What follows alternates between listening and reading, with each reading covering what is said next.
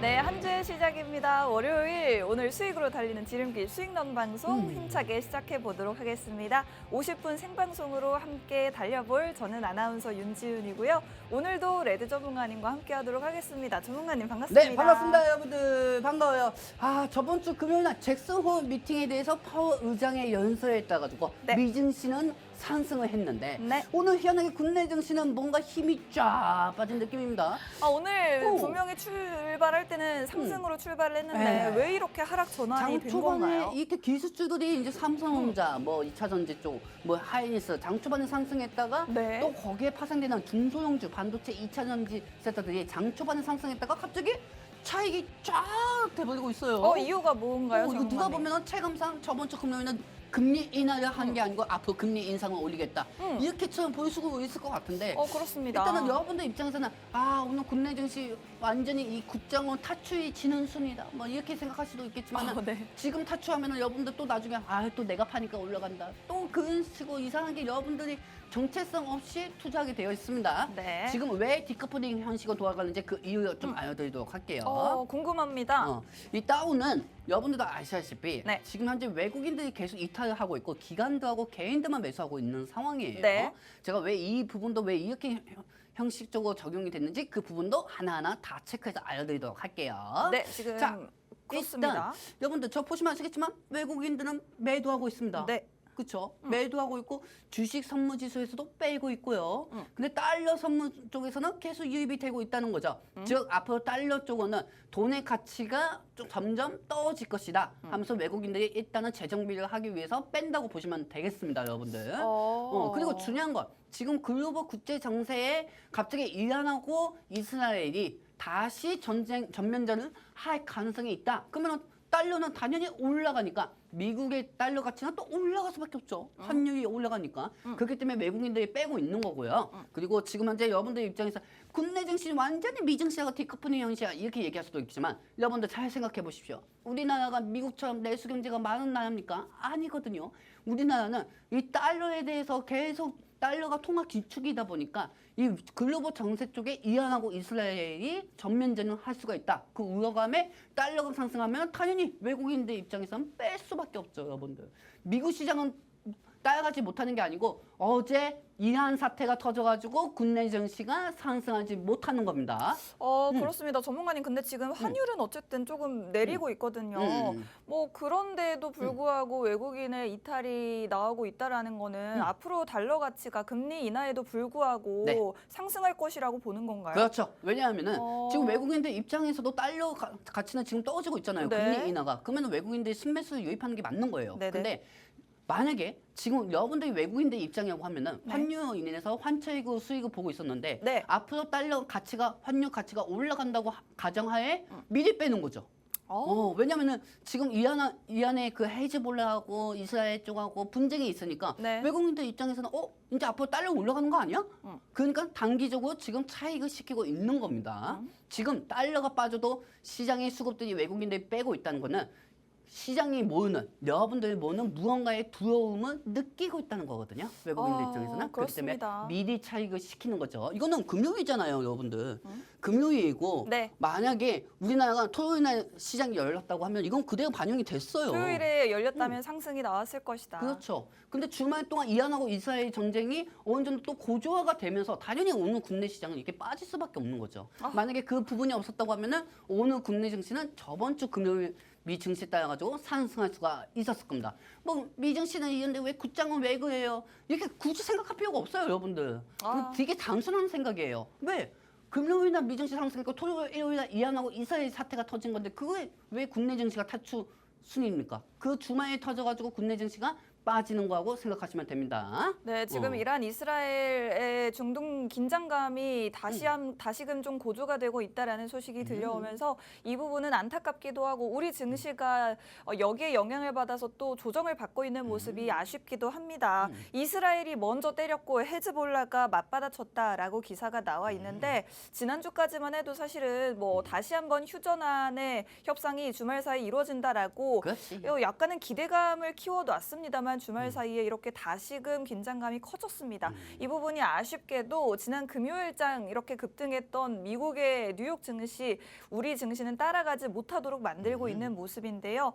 일단 오늘 이 같은 우려 때문에 달러 가치가 다시 상승할 수 있다라는 우려감으로 외국인들은 우리 증시에서 벗어나고 있는 모습, 물량을 빼내고 있는 모습을 보여주고 있습니다.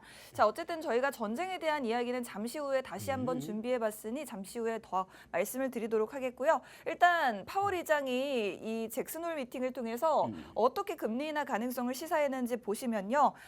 파월 의장이 이렇게 이야기를 했습니다. 인플레이션이 상당히 하락을 했다. 물가 상승률이 상당히 잡혔고 정책의 조정 시간이 다가왔다. 즉 지금까지 금리를 인상해서 쭉 유지하던 고금리 기조를 이제는 바꿀 때가 왔다라면서 금리 인하를 공식적으로 인정하는 듯한 발언을 하면서 미국 증시 이렇게 급등을 보여준 거고요. 지금 현재 실업률이 4.3%인데 역사적으로 이 실업률이 여전히 낮은 수준이다라는 이야기까지 내놨습니다. 그렇기 때문에 실업률이 낮다라는 건 아직 경기가 그다지 크게 나쁘진 않다라는 부분으로 금리 인하에 대한 부담이 크지 않다라고 해석을 할 수가 있겠죠.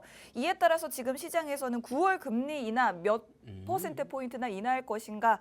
일단 우리는 예상하기로는 0.25%포인트 혹은 0.5%포인트 둘 중에 하나를 예상을 하고 있는데 지금 확률상으로 0.25%포인트 가능성은 65% 이상이라고 하고요. 나머지 34.5%가 50bp 인하 가능성으로 점쳐지고 있습니다. 그래도 사실 50bp 인하 가능성이 제법 낮지 않은 수준인 것 같은데 전문가님 지금 보니까요. 월스트리트 저널에 굉장히 유명한 연준의 비공식 대변인으로 불리는 분이 있다고 합니다. 바로 엄청 왜 이렇게 많아요? 그래요. 닉 티미라우스 기자라고 하는데 이름이 되게 특이하네요. 닉 티미라우스 기자. 네, 이분이 뭐라고 했냐면 네네. 이번에 파월 의장이 네. 기존에는 이 점진적 혹은 체계적이라는 단어를 씀으로써 0.25%포인트 금리 인상이나 인하를 시사를 했었는데 이번에는 이 단어들을 전혀 사용을 하지 않았다는 그렇죠. 겁니다. 그렇기 때문에 이번에는 아무래도 0.25보다 더 큰 폭으로 인하를 하지 않을 것인가 이렇게 예측을 했다고 하는데 전문가님 어떻게 생각하시나요? 사실 예전에 점진적, 그러면 체계적, 이분이 예전에 점진적, 체계적, 이분이 정확하게 본 거예요. 네. 예전에 금리 인하를 하고 금리 인상할 때는 점진적, 체계적으로 한다. 이런 방식이 예전에 금리 부분의 순서였어요. 네. 근데 지금 이번에는 파월 의장의 발언 쪽에서는 점진적, 체계적이라는 단어가 없고 네. 50bp로 인하 시사를 할 거. 그러면 즉 금리 인하 폭을 되게 크게 오. 내놓는다는 거거든요. 네. 지금 사실 안원수님 이게 아까도 말씀드렸지만 여러분들 어머님 아버님도 아시겠지만은 잘 아셔야 합니다. 국내 시장이 미증시에 따라 가지고 미증시에 따라서 올라갈 수 있는데 망하고 있다. 이게 생각하시면 안 돼요. 네. 미증시가 금요일날 상승됐고 그 주말 동안 이란하고 이스라엘 전쟁 사태가 터졌으니까 달러 가치의 상승에 대한 두려움감에 외국인들이 빼고 있는 상황인 거고요. 네. 그리고 중요한 건 어차피 금리 인하 시작됩니다. 그렇습니다. 시장에 돈이 몰려오고 있어요. 네. 지금 여러분들 부동산 다시 가격이 올라가고 있습니다. 부동산 가격이 왜 올라갈까요? 왜 올라가죠? 금리 인하가 되면은 어차피 은행에 투자해봤자 이자도 많이 안 올라가는데 오, 그럼 네. 그 돈들이 자금 이탈이 나와가지고 네. 부동산 쪽으로 수급이 몰리게 되고 또 건설 경기 쪽으로 또 활성화가 되고 그다음에 주식 시장에서도 돈이 유입이 된다는 거죠. 네. 여러분들도 아시다시피 4년 전인가요? 네. 4년 전에 금리 인하 냈을 때는 그때도 이것처럼 어느 정도 조정이 되었다가 상승이 나왔는데 네. 그때 기업들한테는 금리 인하도 된다고 하면은 기업들한테는 적극적인 활발 활동에 대해서 투자를 계속하겠죠. 은행에 돈을 빌려가지고. 그렇기 때문에 지금 상황에서는 이란하고 이스라엘 전쟁 리스크로 인해 가지고 잠깐 빠지는 것뿐이지 이제 시장에 돈이 들어올 겁니다. 네. 시장에 돈이 들어오는데 오늘 당일날만 가지고 너무 실망하지 마시기 바랍니다. 네, 그렇습니다. 지금 이 상황 또한 2보 전진을 위한 1보 후퇴다라고 그렇지. 정리를 해볼 수가 있을 것 같고 오늘 단기적으로는 빠지지만 금리 인하가 다가오고 있는데 뭐가 두렵겠습니까? 우리 증시 그럼요. 계속해서 상승을 해줄 수가 있으니 오늘 빠진다고 해서 너무 걱정하실 필요 없다라고 말씀드리도록 할게요. 지금 여는 총재들의 의견 한번 딱 두 분의 이야기 들어보도록 알아보도록 하겠습니다. 시카고 연은 총재 그리고 애틀랜타 연은 총재 두 분의 이야기를 가져왔는데 일단 애틀랜타 연은 총재 레피얼 보스틱 이분의 이야기는 4분기 금리 인하를 기존에는 전망을 했대요. 지금 3분기잖아요. 올해 진짜 매파적인 분들이었잖아요. 네. 이분들도. 근데 이 시기를 앞당겨야 할 수도 있고 올해 한 차례 인하할 것으로 전망을 했었는데 이 전망도 바뀔 수가 있다. 즉 두 차례 이상 금리 인하 전망도 지금은 할 수 있겠다라고 의견을 바꿨다고 하고요. 오스탄 골스비 시카고 연은 총재는요. 올해와 내년의 기준금리를 여러 번 인하할 것이라면서 경기 침체 우려에 대해서는 이 지표들을 보면 아직 소비가 활기를 띠고 있다라고 또 이야기했다고 합니다. 즉 이 두 분의 의견만 지금 종합을 해봐도 금리 인하를 앞으로 여러 번 생각보다 좀 큰 폭으로 할 수도 있겠다라는 긍정적인 메시지를 우리가 받을 수가 있을 것 같고요. 자, 지금 보면은 네. 이 부분에 대해서 전문가님은 그렇다면 이번에 9월 금리 인하할 때 0.5%포인트 인하 확률이 높다고 생각을 하시나요? 사실 0.50 할 수도 있고 0.25 할 수도 있고요. 네. 근데 중요한 거는 0.25이든 간에 0.50이든 간에 이 부분에 대해서 미리 기대감에 주가는 반영이 될 겁니다. 주식은 선반영에 따라가지고 움직이는 거니까요. 네. 근데 만약에 시장이 생각했던 게 0.50인데 갑자기 그때 가서 0.25로 하면 시장이 생각했던 만큼 금리 인하는 그렇게 많이 하지는 않네 네. 하고 거기에 대해서 실망 차익은 나올 수가 있습니다. 하지만 그때 그 순간에 그냥 조정만 나올 뿐이지 앞으로 금리 인하 횟수는 많이 남아있기 때문에 네. 그때만 어느 정도 조정만 있을 뿐이지 지속적으로 금리 인하에 대해서 시장에 돈은 들어올 수밖에 없다는 거죠. 자, 즉 지금 아나운서님 0.50이면은 네. 만약에 0.50에 이번 연도에 FOMC 회의가 3번 남았단 말이에요. 네. 그럼 0.50이면 지금 미국 금리가 5.50입니다. 그럼 5.50이면은 5.50에서 이 50%까지 3번을 나눈다. 그러면 하면은 4%가 되겠네요. 그렇죠. 4%가 되는 네. 거예요. 여전히 고금리겠지만 네. 4%가 되는 거예요. 근데 여러분들 여기서 잘 보세요. 네. 한국은행이 지금 3.50이죠. 네네. 그렇죠, 여러분들. 자, 여기 이 부분이 제일 중요합니다. 네. 미국이 0.50을 1.50% 내면은 한국은행 같은 경우는 2%까지 낮출 수가 있다는 거예요. 그러면은 한국이 오히려 금리 인하 수혜주가 될 수도 있는 겁니다. 네. 왜? 미국은 3번 나눠도 4%고 한국은 3번 나눠도 2%거든요. 그렇죠? 2% 맞죠? 네. 2%가 되는 겁니다. 네. 그러면은 한국 시장에서는 이 금리 인하에 대해서 미국보다 더 크게 수혜를 볼 수밖에 없는 겁니다. 즉 중요한 거는 일본 쪽은 오히려 금리 인상을 한 번 더 해야겠죠, 네. 여러분들. 그렇기 때문에 지금 상황에서는 미국이 고금리가 인하 3번을 하더라도 미국은 4%지만 한국은행은 2%밖에 안 되는 거고요. 그리고 그때는 한국 시장이 그동안 많이 못 올라갔던 부분, 그 주가에 대한 상승분에 대해서 금리 인하에 대해서 한 몇 개월 동안은 행복 회로를 돌릴 수가 있습니다. 그렇습니다. 그렇게 되면 지금은 뭐 하기 전에 금리 인하는 어차피 금리 인하는 결정이 된 거예요. 금리 인하는 결정이 되었고 여러분들 종목이 오늘 무너지고 있다, 오늘 떨어지고 있다, 이거 뭐하러 걱정합니까? 어차피 시장에 돈이 들어오는 건데. 네. 미국 저번 주 금요일에 미국 시장은 올라갔고 국내 시장은 오늘 떨어지고 있는데 근데 이제 국내 시장 안 해. 이렇게 생각할 수도 있겠지만 네. 제일 중요한 건 주말에 이란하고 이스라엘 전쟁이 터져가지고 환율이 올라갈까봐 외국인들이 빼는 거예요, 여러분들. 네. 우리 국내 시장 토요일 날 열렸으면 상승했겠죠. 안 그렇습니까? 그 정도만 간단하게 생각하시고 오늘 차익이 돼도 너무 걱정하지 마시기 바랍니다. 어차피 이분들도 그렇고 파워 의장도 그렇고 네. 금리 인하에 대해서 좋게 얘기를 해주고 이제 금리 인하 시즌이 오고 있는데 뭐가 두렵습니까? 그렇습니다. 두려워하실 필요가 없습니다. 당장 오늘 시장이 약간 빠진다고 하더라도 앞으로 최소 몇 개월 이상은 계속해서 우리가 우리 시장을 좀 긍정적으로 판단을 해도 될 것 같으니 여러분들도 지금의 시장에 너무 아쉬워하지 마시고 앞으로의 긍정적인 시장을 기대해 보시면 좋을 것 같다고 말씀드리도록 하겠습니다. 자, 우리 지수가 정말 그 블랙 먼데이에서 벗어나서 지금 2주 동안 그래도 많이 지수가 회복이 됐습니다만 아직 올라갈 곳이 많습니다. 자, 저 상태에서 지금 밑으로 코스피하고 코스닥이 작년처럼 최저점을 깨진다. 네. 어차피 그런 현상도 없고요. 네. 0805 블랙 먼데이 날, 네. 그 블랙 먼데이 날처럼 또 빠질 일이 없습니다, 여러분들. 그래요. 빠질 일이 없고요. 이 상황에서는 이제 지수가 어느 정도 횡보로 가다가 어느 정도 우상향을 올 거하는 게 제 생각이고, 그리고 그 우상향을 하기 위해서는 국내 시장에서는 기술주가 필요합니다. 기술주 반도체하고 2차 전지가 어느 정도 지수 견인을 해줘야 저 상태에서 횡보로 가다가 우상향으로 가는 거지. 이 상태에서 뭐 제약바이오가 올라간다.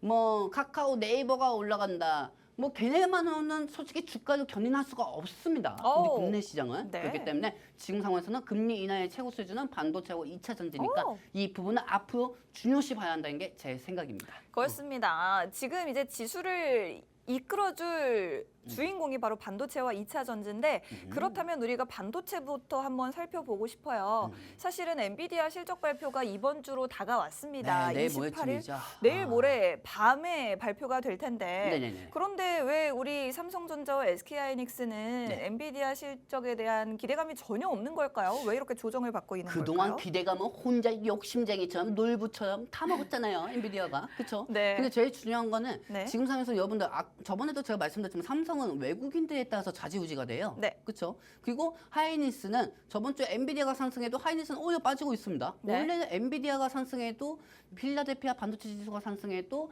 하이닉스가 올라가는 게 맞는 거거든요. 그래요. 근데 이번에 외국인들의 대거 이탈이 나오면서 아. 하이닉스가 빠지고 있는 상황인 거예요. 근데 네. 어떻게 보면은 지금 여러분들이 생각하실 때는 아이고 저번 주에 엔비디아 올라가고 필라델피아 지수 올라갔는데 이 반도체 다 빠지고 있네. 이 한국 시장 못 해먹겠다. 이렇게 생각할 수도 있겠지만은 환율이 앞으로 이스라엘 부분으로 올라갈 거라고 생각했기 때문에 외국인들 차익을 시키는 거기 때문에 잠깐 조정이 있는 거고요. 네. 자 밑에 우리 자막에 뭐라고 써져 있습니까? 음. 전 세계 AI 칩의 80%, 엔비디아 28일 실적 발표. 근데 나는 여기서 이런 얘기를 하고 싶은 거예요. 뭐라고요? 여러분들한테. 엔비디아가 최근에 급등을 많이 했어요. 응.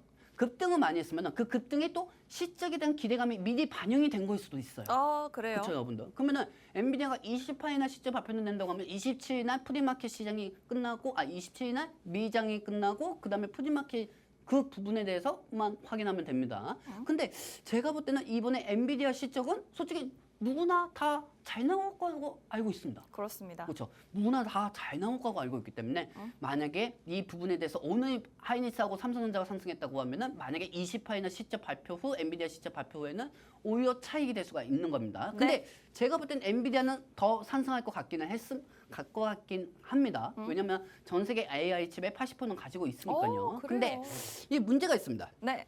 이 반도체 부분에서 엔비디아가 블랙 웹이라고 해가지고 HBM 메모리 장비 쪽에 새롭게 신메뉴가 나와요. 근데 이 부분이 너무 신메뉴요? 네, 신메뉴한다. 죄송합니다. 신기술이 나옵니다. 신제품. 근데 이 AI에 대해서 네. AI에 대해서 너무 먼 미래에 대한 기술력까지 다 만들기는 아직까지 무리다. 응. 우리가 2040년도에 만들 기술까지는 가지고 있는 거는 지금 엔비디아 입장에서는 무리하는 거죠, 네. 여러분들. 그렇기 때문에 이 엔비디아가 28일날 실적이 나와가지고 엔비디아 관련주를 공략하자 이것보단 네. 저는 이렇게 말씀드리고 싶습니다. 물론 상승하면 좋습니다. 하지만 오히려 차익이 되면은 더 빠질 수가 있는 거죠. 그렇기 때문에 이 반도체 부분도 여러분들 엔비디아 부분만 보지 마시고요. 네. 저는 이렇게 말씀드리고 싶어요. 하나는. 네. 엔비디아 부분을 보지 말고 금리 부분을 봐라. 금리 부분으로. 금리 부분으로. 금리 부분으로 바랍니다. 금리 인하 부분으로. 엔비디아가 그동안 반도체를 책임져 줬다고 하면은 이제는 네네. 금리 인하 부분으로 봐야 합니다. 근데 중요한 건 이거죠. 엔비디아가 엔비디아 제휴로 올라갔다고 해도 솔직히 이 종목도 다 그동안 올라가지는 않았습니다. 하이닉스만 올라갔죠. 그렇습니다. 근데 이번에는 사실 또 이렇게 생각하셔야 돼요. 금리 인하로 인해 가지고 엔비디아만 올라가지 한국의 반도체 주도는 안 올라간다는 거죠. 그래요. 그렇죠? 이 부분에 대해서 여러분들은 뭐하고 생각합니까? 단순히 그렇게 생각하시면 됩니다. 금리 인하로 반도체 지수가 상승은 할 수는 있겠지만은 엔비디아가 좋아서 상승하는 게 아니고 단지 금리 인하로 상승했기 때문에 그때는 하이닉스하고 삼성전자하고 연관이 없다는 거죠. 근데 즉 이 금리 부분은 또 한국에도 적용이 됩니다. 그때는 제일 많이 올라간 테크위 이런 종목도 필요 없습니다. 필요 제가 없다. 볼 때는 한미반도체, 하이닉스, 한미반도체하고 하이닉스하고 그다음에 DB 하이텍, DB 하이텍. DB 하이텍하고 네. 한미반도체, 삼성전자, 하이닉스만 보면은 저는 된다고 생각해요. 왜냐면은 여러분들 지금부터 제가 숫자 내드릴게요. 네. 3년 전에 21년도입니다. 21년도 DB 하이텍, 그다음에 하이닉스, 삼성전자, 한미반도체 차트를 보시면은 금리 인하 시즌이 어느 정도 지나가고 나서 이 종목들이 어떻게 올라갔는지 다 체크가 나옵니다. 지금 첫 번째 차트가 뭐죠, 여러분들? DB 하이텍입니다. 와. 그동안 AI 쪽으로 상승하면서 DB 하이텍은 상승하지 못했어요. 근데 네네. 오히려 금리 인하 때 DB 하이텍이 오히려 제일 많은 수익을 보거든요. 와, 왜? 네네. 삼성전자의 계열사니까요. 네. 그리고 여기에 대해서 파운드리 쪽으로도 담당을 하고 있고 그다음에 이 반도체 부분을 따라 가지고 저는 금리 인하 수혜주에는 한미 반도체보다는 그래도 DB 하이텍이 향후 올라가지 않을까 생각하고 있고요. 네. 그다음에 두 번째 차트 같은 경우는 보시면 아시겠지만 한미 반도체. 이 한미 반도체 같은 경우도 예전에 금리 인하 수혜주로 많이 올라갔었습니다. 월봉 현식으로 지금 보고 계시는 거예요, 여러분들. 네. 근데 과거 엔비디아 때문에 올라간 것도 있지만은 제일 중요한 거는 금리 인하 수혜주로도 한미 반도체가 HBM 장비를 계속 확장을 시키려면은 투자를 해야 돼요. 와. 그러면은 금리 인하에 당연히 수혜주가 될 수밖에 없겠죠. 네. 그렇기 때문에 한미 반도체를 저는 더더욱 알려드리고 싶고요. 그리고 여기서 하이닉스하고 삼성전자, 솔직히 얘네는 외국인들이 올려줄 겁니다. 지금 환율 보시면 아시겠지만은 SK 하이닉스 여러분들도 보시면 아시겠지만 그동안 엔비디아 때문에 올라갔습니다. 네. 근데 21년도에는 그때는 금리 인하 수혜주로 해가지고 올라갔었죠. 그러면은 저는 여기서 하이닉스가 조정이 있다고 해도 더 올라갈 거라고 저는 생각하고 있습니다. 오, 그래요? 대신 네네. 만약에 네. 미증시가 너무 많이 올라간 만큼 또 오히려 금리 인하 때 미증시 반도체 지수가 빠질 수가 있어요. 미리 선반영이 됐던 거니까. 네네. 그러면은 그 부분에 대해서도 리스크는 감수는 해야 하는데 네. 이 반도체 중소형주보다는 반도체는 우량주 현식으로 매매를 하는 게 더 낫지 않을까 저는 그렇게 생각합니다. 그리고 이 삼성전자하고 하이닉스를 제가 얘기하는 이유가 있습니다. 네. 환율이 지금 1340 정도, 1330 정도 이렇게 되고 있죠. 네. 근데 제일 중요한 거는 환율이 떨어질 때 환율이 1,200원 있다 삼성은 10만 원 넘었습니다. 그러면은 금리 인하 부분으로 인해 가지고 환율이 1,330에서 1,220, 1,210까지 떨어진다고 하면은 삼성전자는 오히려 10만 전자까지 갈 수가 있습니다. 네. 자, 여러분들 제가 여기서 이렇게 말씀드릴게요. 아나운서님, 네. 나는 솔직히 삼성이 단독적으로 독단적으로 해가지고 10만 갈 거고 생각하지는 않아요. 환율이 떨어지면 올라갈 거라고 그렇죠. 생각하시나요? 저는 환율 때문에 삼성이 네. 그냥 삼성이 10만 원 넘어가잖아요. 10만 원. 10만 원 넘어가는 이유는 단순합니다. 네. 환율입니다. 환율. 네. 환율이 1,200원일 때 삼성은 10만까지 넘어갔었습니다. 여러분 다 기억하실 겁니다. 네. 지금 최근에 2년, 3년밖에 안 된 주식하신 분들은 잘 모르시겠지만은 3년 전에 주식하신 분들은 다 아실 겁니다. 그래요. 그때는 막 돈이 콸콸만 넘쳐댔대거든요. 그때는. 와. 환율이 1,200원일 때는 그때는 삼성전자가 10만 대였어요, 여러분들. 그리고 거의. 그때 카카오도 엄청나게 높을 때였고 네이버도 엄청나게 높을 때였습니다. 네. 그러니까 여러분들 종목이 문제가 있는 게 아니에요. 지금은 이제 환율이 떨어지는 것만 생각하시면 되고요. 환율이 떨어지는 것만 생각하면 되고 매일 하루하루 막 나방 저 하루하루 하루사이처럼 맨날 내 종목 몇 프로 떨어졌지? 몇 프로 떨어졌지? 이거 볼 필요가 없어요. 어차피 신규 자금이 이제 들어올 텐데 너무 걱정하지 마시고요. 네. 오늘 시장에 대해서 이 반도체 부분도 너무 크게 걱정하지 마시고 이거는 외국인들이 추후 올려줄 거니까 여러분들 너무 크게 걱정하지 마시기 바랍니다. 대신 네. 그동안 올라갔던 HBM 장비보단 네. HBM 장비 중에서 좀 대전주인 한미반도체하고 이제 AI 쪽 말고 이제 파운드 쪽으로 DM 쪽으로 돼 있는 DB 하이텍도 DRAM. 많이 보시기 바랍니다.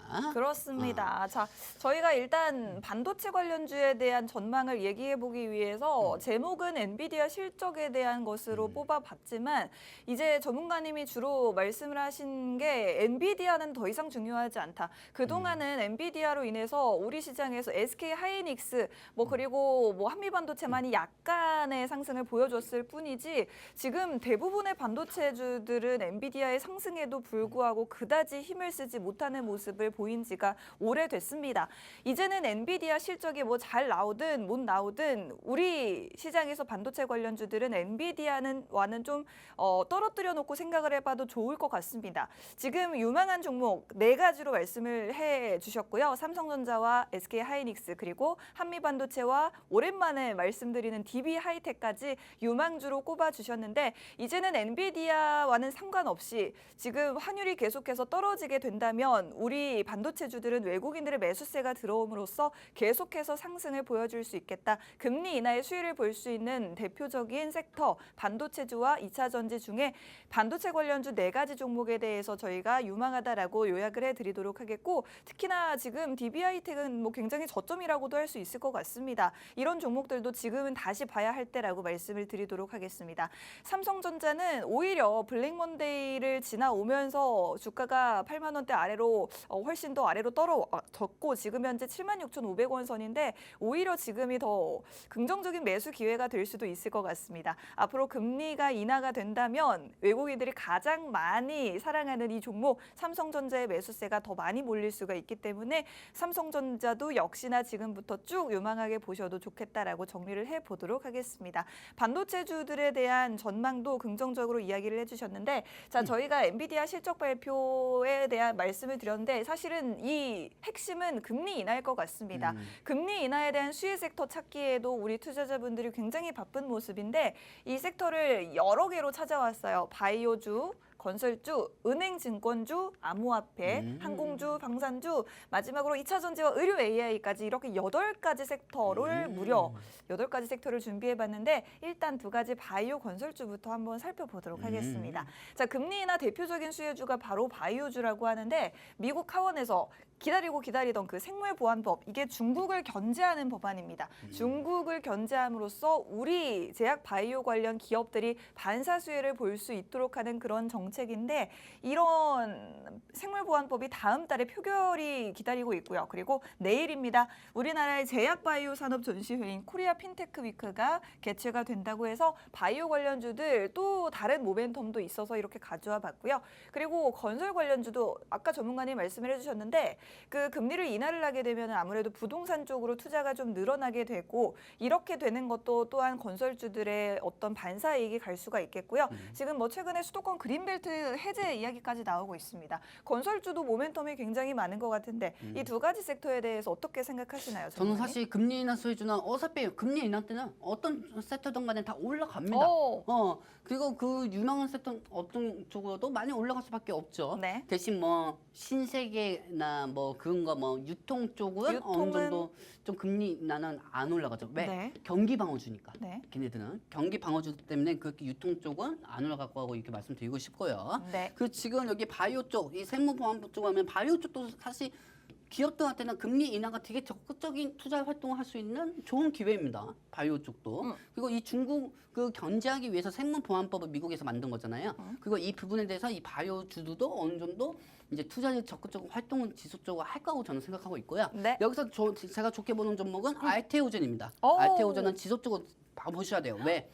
유전자 가위가 다 들어가 있거든요. 그래요? 여러분들 보시면 아시겠지만 이 유전자, 레드 유전자도 있고 네. 뭐 우리 윤진 아나운서 유전자도 있고 대한민국 사람들 모든 유전자가 있습니다. 네. 하지만 이게 가짜 내 몸이 아니기 때문에 이 몸에 대해서 어떤 특이한 성분에 대해서 유전자 가위를 통해 가지고 백신을 만들 수도 있는 거죠. 그렇기 때문에 뭐 폐암이라든지 간암이라든지 뭐 알츠하이머라든지 이 모든 생물 보안법이 다 포함이 되어 있는 게 유전자 가위로 되어 있는 게 알테오젠입니다. 와. 그렇기 때문에 알테오젠이 조용하게 올라가는 모습을 보여주고 있고요. 네. 그리고 이 수도권 쪽에서 와, 제가 깜짝 놀랐잖아요. 저희 쪽에 제가 사는 데가 김포거든요. 근데 그렇죠. 이 김포가 있고 또 어떤 지역들이 되게 많은데 근데 그 지역에 아파트가 내가 볼 때는 한 요만한 땅인데 아파트 세대 수가 2,000개가 들어온대요. 근데 알고 보니까 그 2,000개도 아닌 것 같고 네. 뭐 분양이 완료됐다고 하는데도 근데 그 조그만 땅덩어리가 계속 건설들이 계속 아파트를 만들고 있어요. 그리고 우리 집 뒤쪽에 보면은 인천 검단이 있습니다. 네네. 검단이 있는데 검단은 매번 그냥 아파트 세이지만 이렇게 있고 막 공사만 철구 뭐 공구 막 드드드드드 소리만 계속 나요. 근데 제가 이 얘기 왜 하냐면은 네네. 이 그린벨트까지 한다고 하면은 네. 어느 정도 또 아파트들이 더 들어선다는 거죠. 네. 그리고 금리 인하에 맞춰가지고 이 한국산업은행에서 돈을 또 대출을 해줄 거고요. 그럼 대출해주면은 여기서 제일 수혜를 볼 수 있는 종목은 현대산업개발입니다. HDC 현대산업개발이 가장 좋다. 현대 에버다임 같은 경우는 사실 우크라이나 재건주 많이 올라가는 그러네요. 거고요. 그리고 HDC 현대산업개발하고 그다음에 이 코용그룹은 사실 솔직히 동해가스 최근에 대왕고회 관련주로 많이 들어갔죠. 오늘도 굉장히 급등을 하고 있어요. 수급은 잡아먹는 하이에나 관련주 네. 코오용 글로벌 이 코오롱글로벌은 사실 대왕고의 관련주로 이렇게 돼 있기 때문에 건설주에서 빼도록 하겠습니다. 테마에 올라가는 거니까. 그래요. 여기서 제가 현대 에버다임하고 현대산업개발, 그다음에 삼성물산은 솔직히 뭐 가만히 있어도 올라가는 종목이고요. 여기서 현대산업개발하고 현대 에버다임은 한번 지속적으로 체크하고 이렇게 말씀드리고 싶습니다. 네, 좋습니다.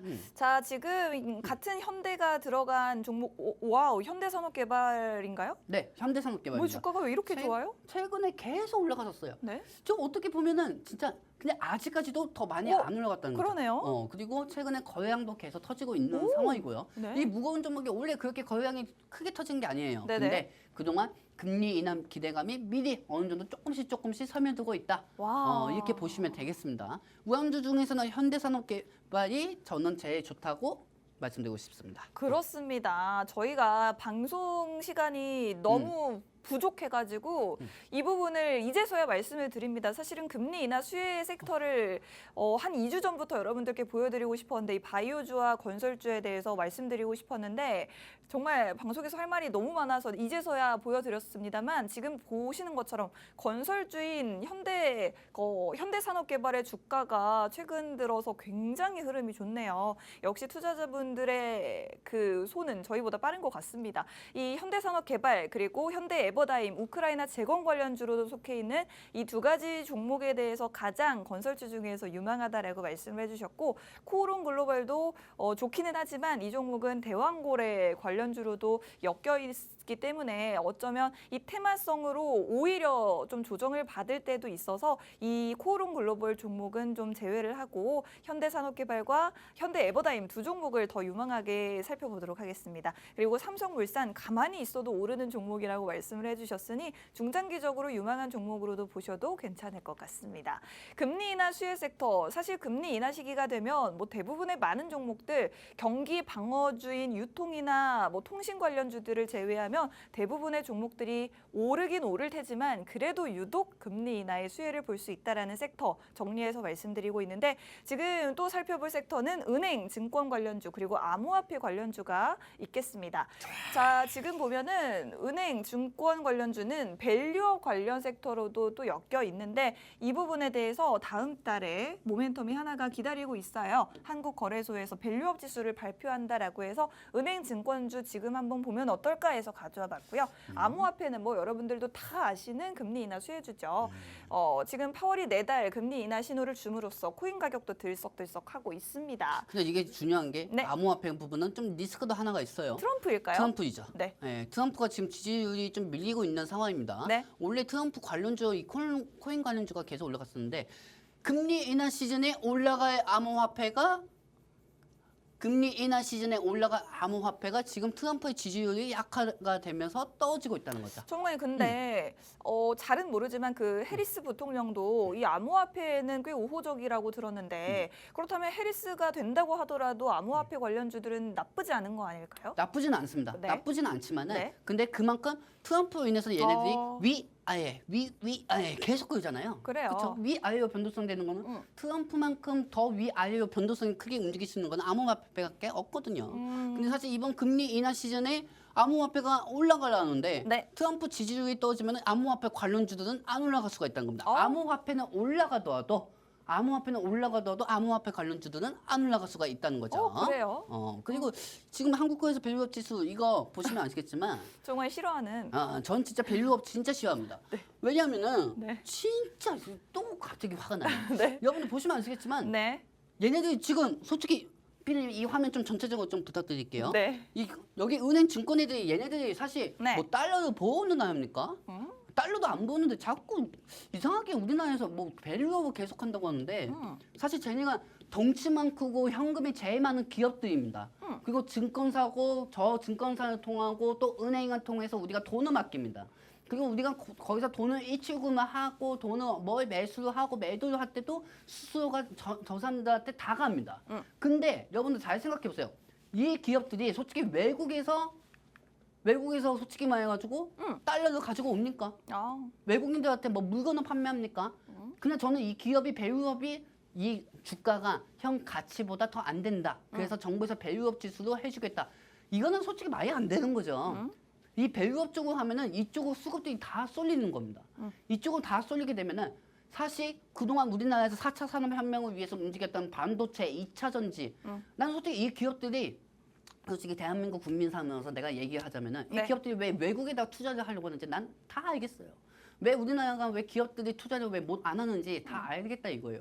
왜 몸집만 큰 애들만 이렇게 키워주냐 이거죠. 아. 솔직히 뭐 물론 뭐 반도체 쪽, 2차 전지 쪽에다가 투자를 하겠다는 얘기는 하지만 그건 어디까지 정부가 투자를 하겠다는 거지. 주가에 기대감을 주려면은 반도체 2차 전지 쪽에 몇십조 원은 투자를 안 한다고 하더라도 그냥 말 한마디여도 우리나라 기술주들이 우리나라 2차 전지가 중국 배터리는 화재 방지 위험이 있으니까 중국산 배터리가 아닌 한국산 배터리에 위해서 더더욱 대책 광고를 세우겠다.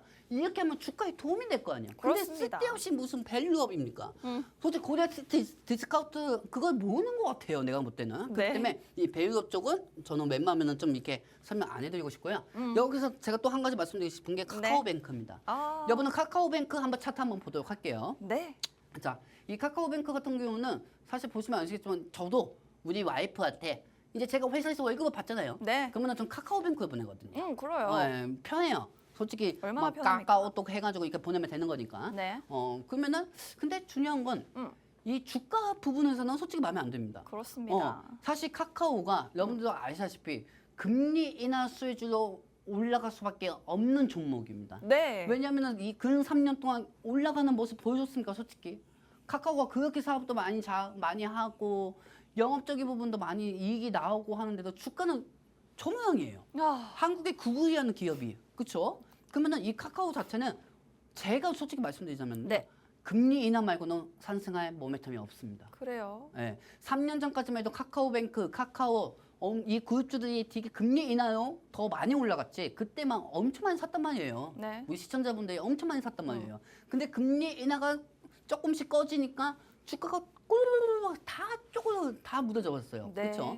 얘는 솔직히 저는 금리 인하 말고는 올라가지는 않을 거라고 보고 있습니다. 그만큼 부정적으로 보고 있다는 거죠, 여러분들. 뭐 그렇다고 해서 2% 3% 올라갔다고 해서 레드 너 떨어진다면 올라갔네 이렇게 그거 가지고 여러분들 저한테 뭐라고 할 겁니까? 그 정도는 아니죠. 근데 여기서 더 중요한 거 이 카카오보다도 더 상황이 안 좋은 기업이 있습니다. 어디 있죠? 네이버 한번 보도록 하겠습니다. 네네. 자, 여러분들 이 네이버가 말입니다. 이 녹색창, 대한민국 사람들이 다 쓰는 게 녹색창입니다. 미국의 네이버 웹툰도 산장을 시켰는데, 네. 웹툰 미국에다 나스닥에다 산장을 시켰는데도 떨어지고 있어요. 아, 너무 아쉽습니다. 이거 도대체 주주 환원 정책 하고 있는 겁니까? 아니, 안 네이버 하고 있는 실적도 겁니까? 좋은데. 그리고 보시면 아시겠지만 금리 네. 인하 수혜로 지금 이게 월봉 현식인가요? 월봉 현식 보시면 아시겠지만 금리 인하 때는 더 많이 올라갔어요. 네. 근데 오히려 그러니까 지금 이거야.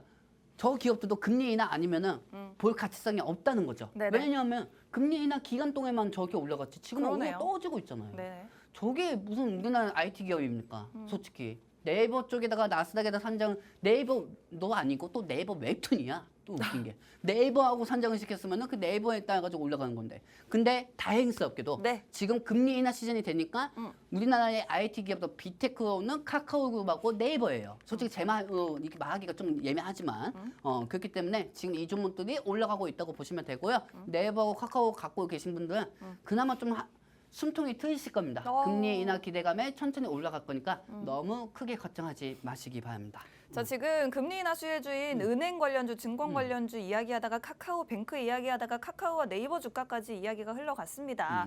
자, 대표적으로 네이버, 카카오 금리 인하의 수혜주로 볼 수가 있기 때문에 물론 힘듭니다. 지금 네이버, 카카오 둘 다 주가가 너무나도 부진하고. 그거 보니까 이건 녹색창이고 네. 녹색창이고 노란 창인가요? 녹색창이고 이거는 노랭이네요. 노랭이에요. 이 노랭이하고 녹색창으로 돼 있는 종목들은 웬만하면 피하는 게 제일 좋겠네요. 피하라고요? 아니 웬만하면 피하는 게 좋죠. 왜냐면 금리 인하 말고는 그렇게 올라갈 게 없으니까. 근데 네네. 솔직히 이게 금리 인하 올라간다고 해서 네. 신규 투자자들이 네이버 카카오 올라가니까 사야겠네 이렇게 생각하지는 않는다고요 투자자들. 네, 이해가 됐습니다. 어. 그렇다면 신규 진입은 좀 어렵습니다. 그래도 보유하고 계신 분들이라면 금리 인하 시기가 다가왔기 때문에 숨통은 좀 트일만 하다 그렇지. 정도로만 정리를 해보도록 하겠습니다. 그렇지. 이 부분 사실 저희가 맨 마지막에 준비를 했는데 전문가님이 또 말이 흘러가는 바람에 아니 이리오 튀지 저리오 튀지 모르니까. 그래요. 자, 다음 금리 인하 수혜주 항공주와 방산주 오늘 항공 관련주가 뭐 흐름이 나쁘지 않습니다. 네. 환율 하락 시 실적이 개선될 수가 있다. 그렇지. 그리고 뭐 방산 관련주는 금리 인하 수혜도 있긴 하지만 뭐 오늘 관련주가 만약에 반응을 보인다면 아무래도 중동 리스크 때문이 더 클 거라고 생각이 들어요. 항공주와 방산주는 전문가님의 전망 어떠신가요? 솔직히 항공주는 좋게 보고 있고요. 오, 그래요? 왜냐면 환율이 하락이 되는 거니까요. 그럼 환율이 하락되면 항공 쪽으로도 실적이 개선이 되거든요. 네. 우리나라 저번에도 말씀드렸잖아요. 우리나라는 원화입니다. 항공을 통해 가지고 또 그 항공에서 또 달러로 계산한다면요. 네. 그럼 우리나라 돈은 1,000원인데 네. 미국 가면 1,500원인 거야. 오. 그러면은 우리나라 돈 1,000원 하면은 미국 같은 데 1,600원에 가져와야 하는 거지. 우리나라 돈이 가치가 1,000원인데 미국 가가지고 1,500원에 갖고 와야 하는 거야. 그러면은 우리나라는 적자일 수밖에 없죠. 그래요. 근데 환율이 떨어지면 떨어질수록 우리나라 원화 그대로 1,000원 그대로 갖고 가면 1,000원에 다시 갖고 올 수가 있는 거죠. 그렇습니다. 그렇죠. 그렇기 때문에 환율 하락 시에는 시적 개선은 항공주가 수혜주하는 겁니다. 자, 오늘 장에는 티웨이 항공이 대장으로 움직인 것 같은데 전문가님의 뭐 픽은 어떤 종목인가요? 저의 픽은요. 네. 저의 픽은요. 솔직히 여러분들 보시면 아시겠지만 네. 한진카하고 대한항공 있지 않습니까? 네. 여기는 남매들끼리 싸워야 주가가 올라갑니다. 여기는. 싸워야 주가가 올라간다. 대한항공하고 한진카 이제까지 솔직히 뭐 제가 없는 소리 하지는 않잖아요. 네. 한진카하고 대한항공, 아시안 IDT는 가족끼리 싸워가지고 견연금 분쟁으로 많이 올라갔습니다 그동안. 네. 자 그렇다고 하면은 여기서 네. 사실 또 이 제주항공은 또 약간 좀 얇아가지고 위험하고요. 얇아요. 그리고 진에어도 여러분들도 보시면 아시겠지만 한진카고 대한항공 같은 계열사죠. 자 그렇다고 하면 제가 볼 때는 여기서는 티웨이 항공밖에 좋게 보일 수밖에 없습니다. 그래요. 왜냐면 낮은 저가석에다가 거기에 대해 예매율도 다 엄청 높거든요. 근데 사실 환율 하락이 계속 이쪽에서 헤즈볼라가 계속 움직이면은 이 환율은 계속 올라가면은 또 항공주는 빠질 수가 있죠. 여러분들. 그렇습니다. 사실 이 그다음에 방산주는 네. 뭐 약간의 이중성을 가지고 있습니다. 그러니까요. 이 어. 방산 쪽이 네. 올라가면은 환율도 올라가고요. 네. 국채 금리도 올라가고요. 아니 뭐 금리 유가도 인하의 수혜주인데. 올라가고요. 네네. 그러니까 즉 금리 인하는 어차피 시작되겠지만은 네. 이 헤즈볼라의 중간에 이 분쟁으로 인해 가지고 어느 정도 리스크는 또 있다는 거죠. 그렇다고 해서 여러분들 솔직히 항공주 환율 하락 시기에만 사겠다고 생각하겠습니까? 그렇게 생각하지는 않을 겁니다, 여러분들. 그렇기 때문에 항공주는 웬만하면은 좀 지금 상황에서는 이렇게 보면 좋겠지만은 약간 좀 리스크는 좀 생각해야 합니다. 그렇습니다. 아무래도 뭐 항공 관련 섹터가 그다지 시장에서 주목을 크게 받는 섹터, 대장 섹터는 아니기 때문에 뭐 환율 하락의 수혜를 본다고 하더라도 사실은 여러분들이 그렇게 막 재미를 볼 수 있는 종목들이 그치. 아닐 만약에 것 이게 같습니다. 이런 상황이 다 좋다고 하면은 여러분은 다 사야 돼. 솔직히 여러분들 비중 1%씩 다 사야 돼요. 그렇게 따지면은. 그래서 무슨 말씀인지 아시죠? 제가 전문가님이 정말 좋아하실 만한 2차 전지를 가져왔고요.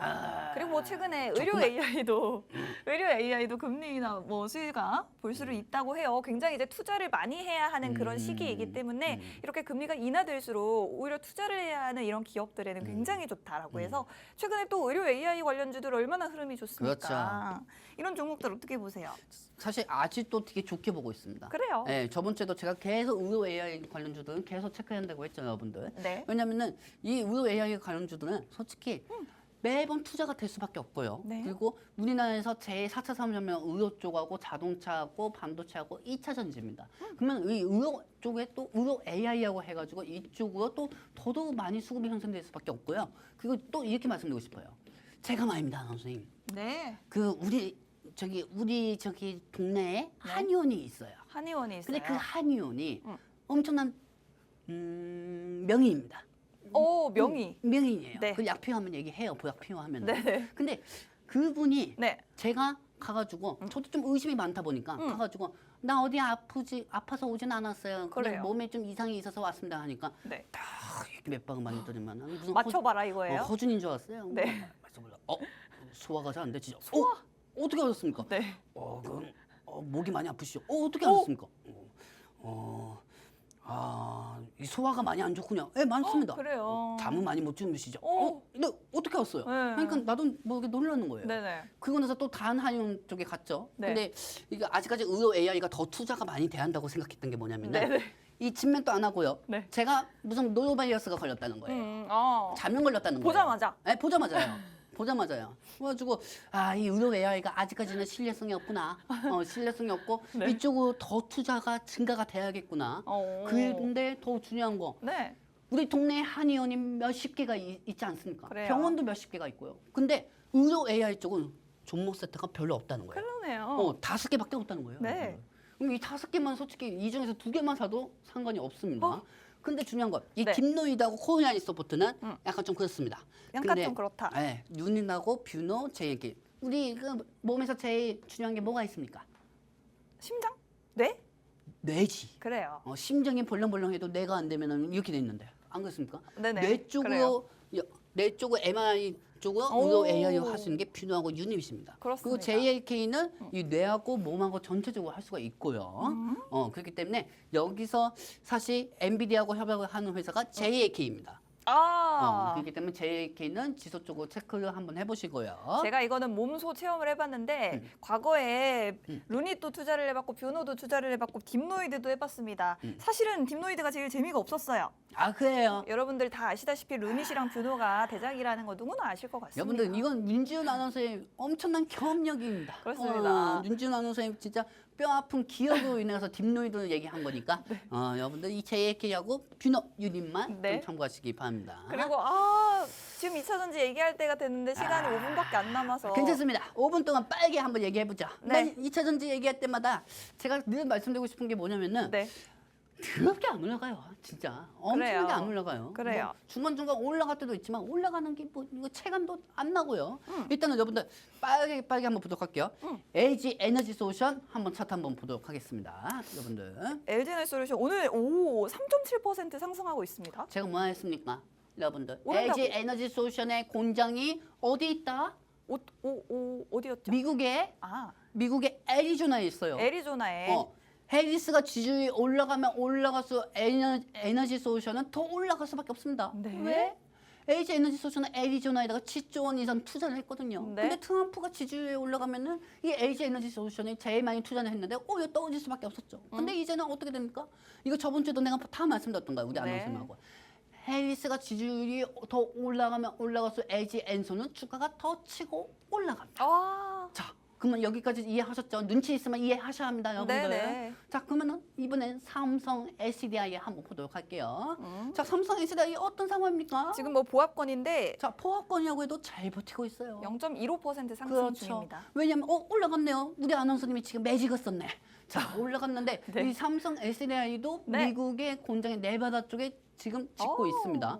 즉 여러분들이 생각하는 2차 전 지금 뭐 전기 자동차 판매가 많이 안 된다고 하더라도 미국에 따라서 해리스 정책주로 올라가고 있다는 거죠. 자, 여러분들이 생각할 때는 2차 전지 다 망하고 있는데 이거 올라가네? 그럼 그 부분에 대해서 아직까지 시장이 뭔가 다 망한 건 아니구나 이렇게 생각할 수도 있어요. 자, 그렇다고 하면은 여러분들 이번에는 오늘 주가 에코가 빠진 것 같은 에코프로 한번 보도록 할게요. 에코그룹주도 네. 보합권이에요. 자, 에코프도 지금 다행히 보합권입니다. 여러분들 에코프도 지금 다행히 보합권이고요. 안 빠지면 다행이군요. 안 빠지면 다행인 거죠. 그래요. 근데 장 초반에 에코프로 같은 경우는 장 초반에 상승했다가 또 차익이 되고 있는 상황이고요. 네. 이거 같은 경우는 잠시 쉬어간다고 보시면 되고요.